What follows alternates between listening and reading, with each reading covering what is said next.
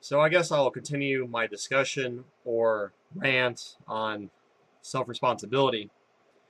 So again, with all these, different distractions going on in media, the educational system, belief systems, and in general trying to survive in the 9 to 5 matrix, what is a sheeple or sorry a person supposed to do? Well, you can start by looking at your belief systems and how you solve your own problems. So is this way of thinking beneficial or detrimental to my present and my future? Or possibly more important, how has this type of thinking affected me in the past, and how is it affecting my present, and how will it affect my future? Think about how negative experiences in your past have contributed to how you think currently. So everyone deals with negative events or people in their life. So your current mindset and coping skills will determine how a traumatic experience is internalized. A child's mind is more vulnerable to traumatic experiences. It's unfortunate that the frontal lobe of the brain doesn't fully develop until the mid-20s.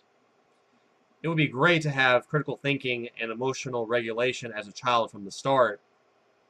Unfortunately, that isn't the case. We could make the excuse that as a child you had traumatic experiences, and that's and since the harm has been done, it is hardwired into the brain.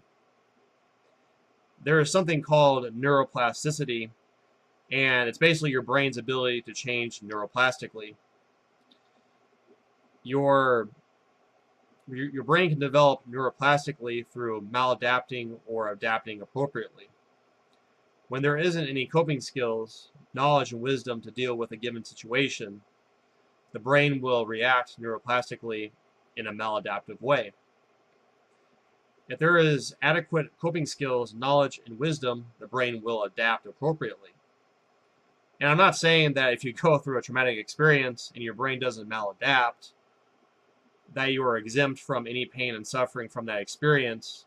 Rather, you'll be able to handle it better than someone that would be more maladaptive in their way of thinking. From personal experience, I've had many traumatic experiences as a child that I couldn't handle, so, I maladapted.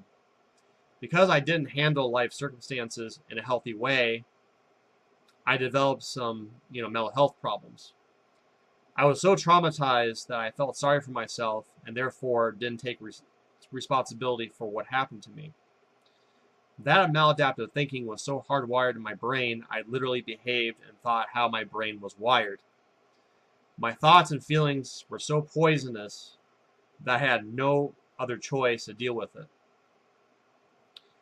There was a time where my mental health was so poor that I wasn't working.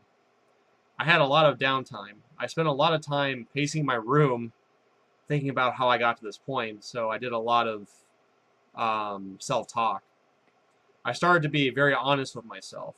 I started to deeply introspect about the people that victimized me and my stance on how unfairly I've been treated through life. Instead of giving these people and circumstances power, I decided to prove to myself that I really wasn't the hopeless human being that I was. I went from being amotivational and apathetic to optimistic and determined. Over time, I continued to have these conversations with myself and was critically self-analytical, and in a couple of years, I was a completely different person. I continued to confront and question why I thought I couldn't accomplish something and actively went against the negative thinking. This was the opposite of what I used to do, and ultimately it rewired my brain in a more healthy direction. So if you learn how to think in a more healthy way, your brain will neuroplastically respond to it, and your brain will change physically and neurochemically. So I concluded, based on personal experience, that there is a cognitive component as well as a spiritual component to healing from trauma, and through both, it's much easier to take self-responsibility for yourself.